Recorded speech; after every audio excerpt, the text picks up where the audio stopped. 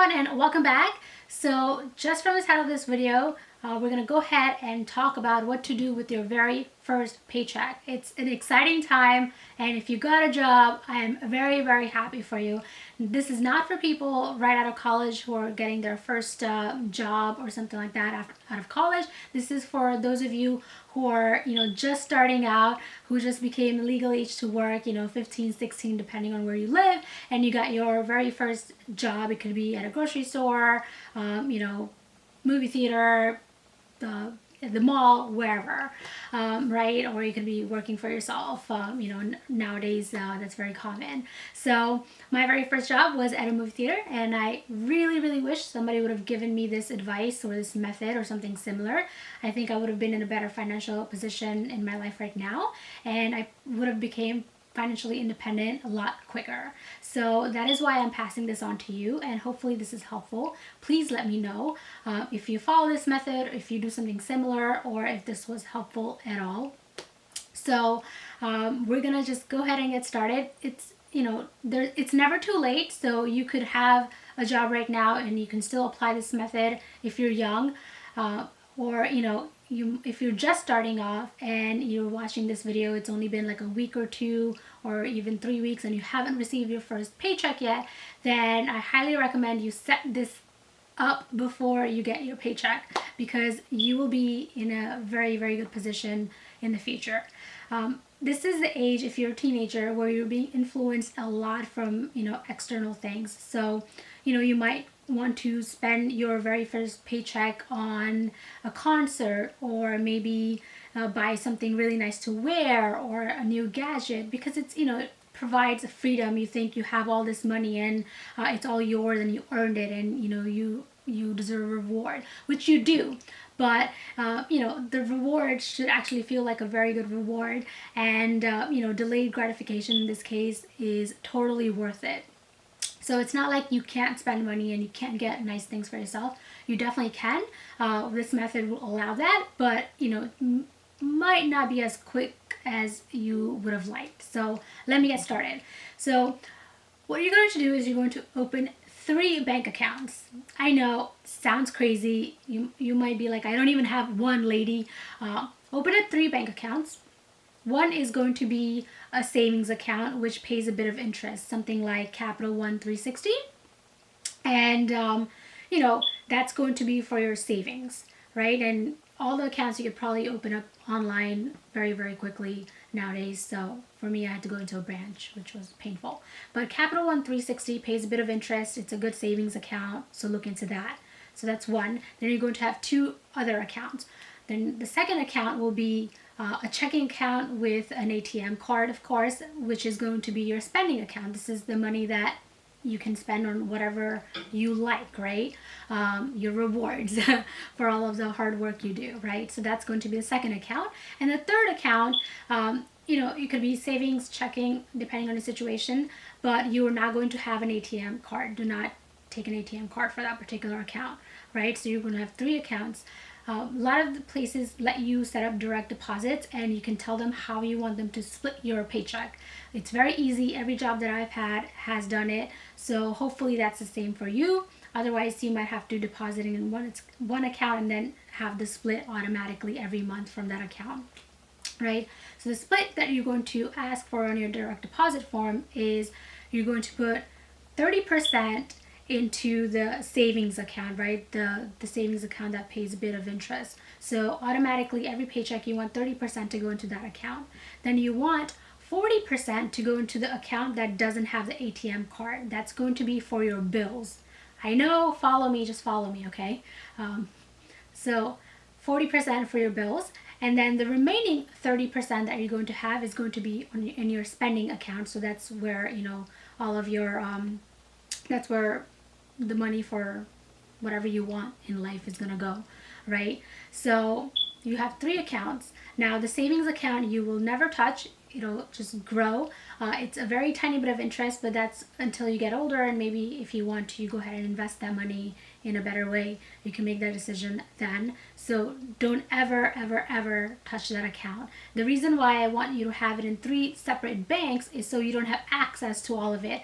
Because what happens is if you have it in the same bank account or same bank but several accounts, it's very easy to transfer money. So you might be tempted that, hey, I want to spend this money, I want to buy something, I'm short like a couple of dollars, I'm short maybe like $20 here and there. Then you're like, okay, you know what, this time I'll just take out $20 from my savings or $20 from my billing account.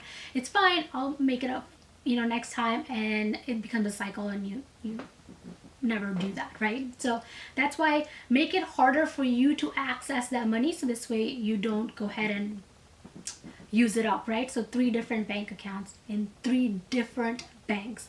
Very important. It's all your money, so you would be able to take it out if you need it, like in an emergency or something like that, so don't worry about it. But this is just so you don't end up spending it, when you're out and about and stuff like that. If you're highly disciplined and you feel like you're not going to, then all the power to you. But when I was that age, I did not have that kind of willpower. So 3 different accounts, right? Savings you're never going to touch. With the ATM card account, the spending account, check that account like every day. Okay, it's very easy to sort of lose track of your money when you're young, and even if you're not spending it, it's good to kind of see how your account's doing. And I think sometimes what happens is that many people like to spend money and they don't like to look at the account, and then they think they have enough, and then before you're overdrawn or whatever. So you never want to be in that position. You always want to make sure you have some money, right? So always check your account morning and evening when you're young. Get into the practice of doing that, so when you're older it'll be easier, and you'll make better financial decisions that way. And you'll be better at spending your money, and you'll definitely be spending your money on something of value. So that's an advice that I like to give. And then the billing account.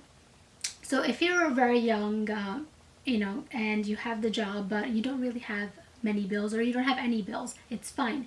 Leave that money in there for when you do start getting bills, because they start racking up when you get older, right?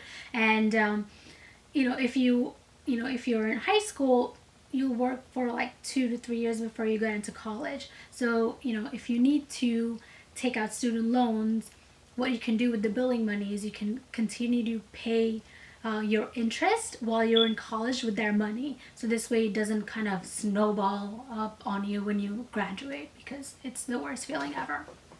So keep that money.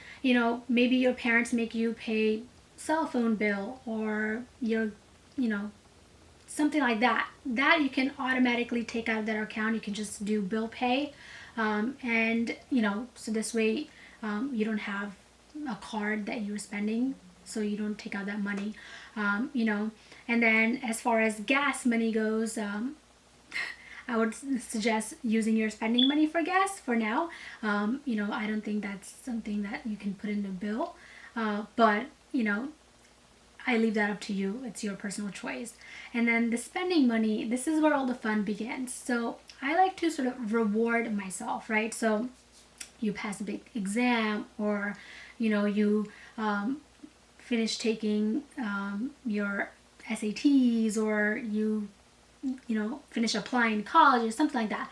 Big milestones, and you want to reward yourself with something really nice. Maybe some nice clothes, or a gadget, or a trip somewhere, whatever you want. That is going to be like your goal, right? So write it somewhere where you can see it daily. This is my goal, this is the amount of money I'm going to need for it. And then save up for that in your spending account, right? So sometimes in your spending account, you might not have enough for something. It's okay. Maybe you'll have enough after the 3rd paycheck or the 4th paycheck. So just keep that in mind. It's not that you'll never be able to get what you want. You'll just get it a little later, and you have more time to think about things when you get it later, right? And you might change your mind, you might find something better, so on and so forth, right? So if you want some concert tickets or whatever, save up for them, and you can always calculate depending on how much you're going to work and what your hourly pay is, how much you're going to get. So you'll figure out how many paychecks you'll need to get to that amount. When you're young, another thing I would recommend is take as many hours as you can, depending on how how it works with your school schedule. Like if it interferes with your studies highly, then obviously don't do that. Don't sacrifice that. But if you have some time, work hard, and save up, right? And that is the goal, because this is going to be the foundation for literally the rest of your life. So you want to start it off right. Again, something I really wish somebody would have told me. And I personally know people in my life who have done something similar, who've saved up at a very young age, and they were able to travel. Like, I have a very close friend of mine. He traveled pretty much all over the world by the time he was 25, and with an hourly job. Like, he was such a good saver. He started from his very first paycheck. We both worked at the movie theater when we were together, when we were younger. So he started saving from then on, and he continued to save, and he literally traveled the world with that money because he had such good savings, and he kind of did the right things with his money. And sometimes he had two jobs. He wait tables, bartended, and when he got older, and then also worked other hourly jobs. So work hard. You have the energy, you have the time to do so. Like when I was young, sometimes I felt like I wanted to be out and about with my friends during the weekends and stuff, but if I got a call for extra hours, if I had the opportunity to stay longer, go in early, I would be like, yes. Like, it was known that I would be the person to call. Like, the managers, the supervisors, they'd be like, call this girl, she'll show up, she'll take the hours. Like, I was that person because I wanted to make sure I can sort of take advantage of myself, my youth, because that's when you can work the hardest. So that is what I would like to say today. I hope this video was helpful. I don't want to make it too long. Hopefully I'll make other videos, but this is something that I want to kind of just get out there. Hopefully you listened, and just trust me, it'll work. It'll work. Just have patience. Don't get peer pressured into spending all of your money. You will be able to do wonderful things with your money later on in your life if you just have patience for now. Trust me, if you think you want to live the high life or be cool or whatever it is that teenagers want to do nowadays, life will be so much better when you get older. Just have patience. It'll be beautiful. So that's all I have to say. I'm gonna stop talking now, and until next time, I'll see you guys later. Thank you so much for watching, and goodbye for now.